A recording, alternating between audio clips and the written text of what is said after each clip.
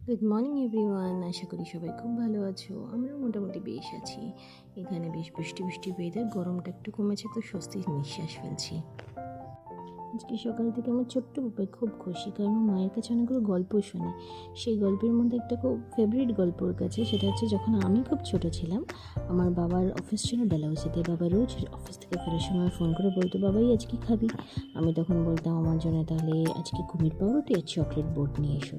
এবার বুপাই এটাকে সত্যি হিসেবে দেখতে চায়, তাই ওকে নিয়ে আমরা হাজির হয়ে গেছিলাম নিউ মার্কেটের খুব প্রাচীনতম একটা দোকান, নাহম অ্যান্ড সন্সে।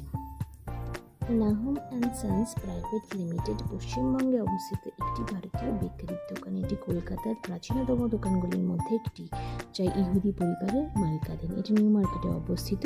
ক্রিসমাসের নাহম অ্যান্ড সন্সের পণ্যগুলো কলকাতার একটা সংস্কৃতি হিসেবে বলা যেতে পারে। কিন্তু নাহম অ্যান্ড সন্সে বিভিন্ন রকম জিনিস পাওয়া যায়, যেমন biscuit, patties, pastry, brown cake, honey lime plum cake, plum pudding cake, black forest cake, pizza, baklava, paneer puff ইত্যাদি। এর মধ্যে থেকে আমরা এই ব্রেডটা নিয়েছিলাম।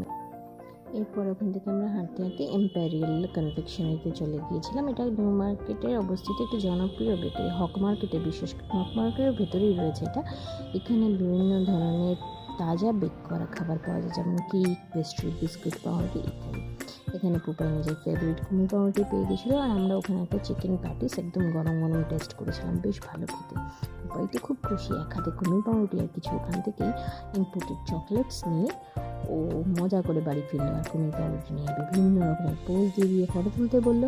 কখনো কুমির পাউরুটির মুখে মুড়ি ভরেও দান বানিয়েছিল। খুব মজা করে খেয়েছে, আর পাউরুটির টেস্টটা এখনও স্টিল, মানে আমার ছোটোবেলা কাটিয়ে প্রায় 30 বছরের ওপর হয়ে গেল, একদম একই রকম রয়ে গেছে। আমার দারুণ লেগেছে।